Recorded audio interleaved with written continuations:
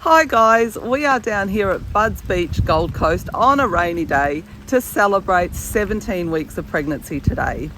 So what's it been like after the big scare we had? For those of you that have seen my other videos, you'll know that we had a big bleed at 12 weeks and 5 days pregnant.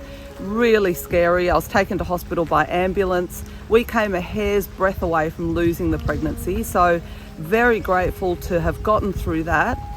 But what's it been like in the aftermath? Well, it's been 4 weeks now and it has really been tough being on bed rest. I was on bed rest for about 2 weeks, really strict lying down to prevent any more fresh bleeding. And for the last 2 weeks, I've been able to do a little bit more, just taking it really cautious, one day at a time. But I tell you what's been really difficult. So when you have a big bleed, I had what's called placental lakes. So that's where you have areas of blood in your placenta. And apparently women that have placental lakes are more likely to have a bleed like I did. So after you have a big bleed like that, you often have blood clots in your placenta, which I did have. I had one big blood clot on the top left and one big blood clot on the top right. And my husband, who's an obstetrician, warned me that those blood clots are eventually going to come out. So for the first 2 weeks, we had nothing, no spotting, no bleeding at all, which was obviously a huge relief because every day is just laced with anxiety. Every toilet stop is just anxiety. It's really frightening. But so there was nothing for the first 2 weeks, but then the third week, after I was given the green light to do a little bit more activity, then we did have some of that old blood starting to come out, and that has been very frightening. So I've had spotting, rusty coloured, sort of rusty brown coloured spotting has come out. One evening after the shower, enough came out to actually come down on my legs, which was just, I can't tell you, that was another heart-stopping moment.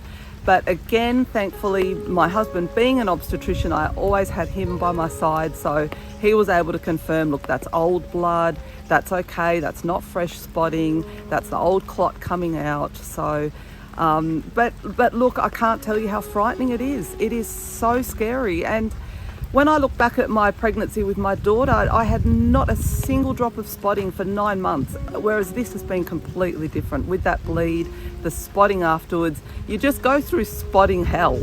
You go through going to the toilet hell. Every time you go to the toilet, it feels like a risk.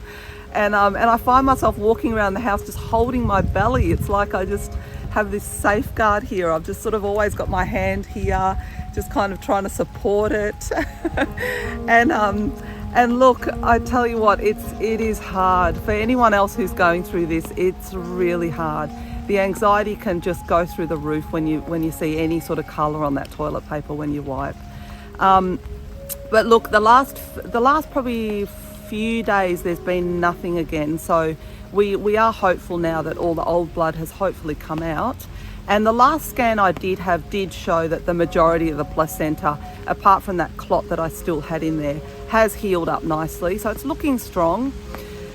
So look, the journey continues and all we can do is take it one day at a time. I mean, and just the gratitude I feel to have gotten this far now, 17 weeks pregnant, and I can feel the little man moving, which every time I feel him move is just beyond exciting.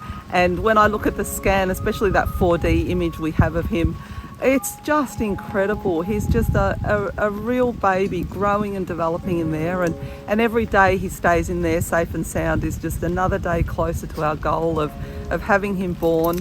And so just, I'm really grateful to have gotten to this point, and we're just taking it one day at a time, taking it really easy, really slowly.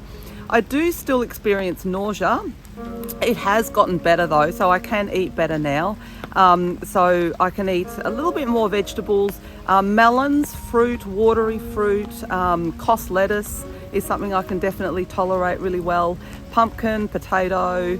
So the more the nausea drops down, the more it is easier to incorporate much more nutritious foods into your diet, which is really good too, and important for the health of the baby, obviously. So like I said, just one day at a time. We've reached 17 weeks, so we continue to be hopeful for a good result and let the journey continue.